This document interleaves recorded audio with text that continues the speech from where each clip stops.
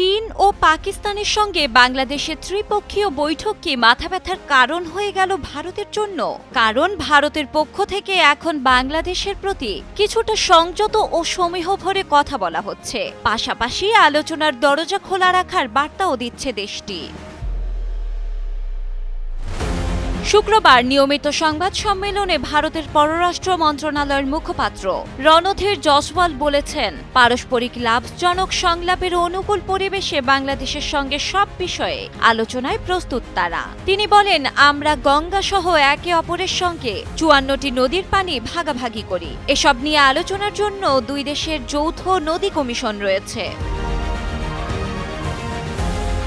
বিশ্লেষকদের মতে ভারতের কূটনৈতিক অবস্থানে এক ধরনের সতর্কতা স্পষ্টভাবে লক্ষ্য করা যাচ্ছে। ধারণা করা হচ্ছে নয়াদিল্লি এখন বাংলাদেশের প্রতি আগের চেয়ে অনেক বেশি সতর্ক ও সংবেদনশীল। শুধু আলোচনার ভাষা নয়, বক্তব্যের ভেতরেও ভারতের নিরাপত্তা ও আঞ্চলিক স্বার্থ রক্ষা নিয়ে গভীর উদ্বেগ উঠে এসেছে। চীনের কুনমিং শহরে চীন ও পাকিস্তানের সঙ্গে বাংলাদেশের বৈঠককে ভারত কোনো সাধারণ কূটনৈতিক আনুষ্ঠানিকতা হিসেবে নিচ্ছে না, বরং প্রতিবেশী অঞ্চলে এই ধরনের উদ্যোগকে তাদের জাতীয় স্বার্থ ও নিরাপত্তার সাথে সরাসরি সম্পর্কযুক্ত বলেই তারা মনে করছেন।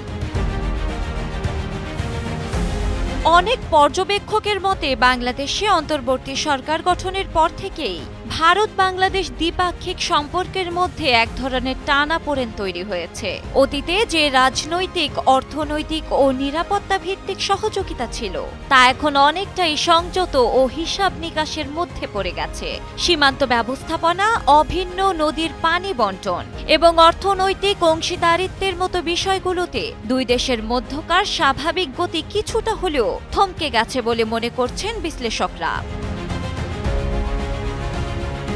অনেকেই বলছেন, ভারতের এই নতুন আগ্রহ ও সমঝোতার উদ্যোগ কেবল বন্ধুত্বপূর্ণ সম্পর্ক পুনঃস্থাপনের জন্য নয়, বরং এর পেছনে রয়েছে ভারতের নিজস্ব কৌশলগত স্বার্থ। কুনমিংয়ে চীন ও পাকিস্তানের সঙ্গে বাংলাদেশের ঘনিষ্ঠতা ভারতের জন্য অস্বস্তিকর হয়ে উঠেছে। দক্ষিণ এশিয়ায় চীনের প্রভাব বাড়ছে, পাকিস্তানও আবার কৌশলগত জায়গা থেকে সক্রিয় হচ্ছে। এই বাস্তবতায় ভারত চায় বাংলাদেশকে পাশে রাখতে বা অন্তত চীনা বলয়ের বাইরে রাখতে।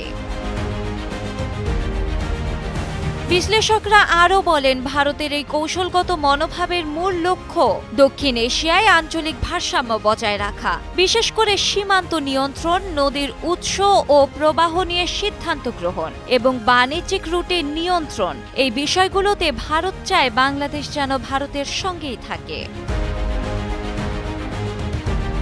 সব মিলিয়ে বর্তমান প্রেক্ষাপটে বাংলাদেশ হয়ে উঠেছে দক্ষিণ এশিয়ার কূটনৈতিক হিসাব নিকাশের কেন্দ্রবিন্দু। এখন বাংলাদেশের প্রতি ভারতের আগ্রহ, উদ্বেগ, সংলাপের আহ্বান সবকিছুতেই এক নতুন কৌশলগত বাস্তবতার প্রতিচ্ছবি।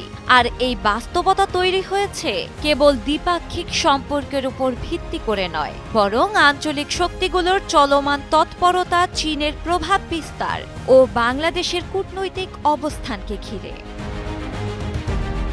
ডেস্ক রিপোর্ট, সময়ের আলো।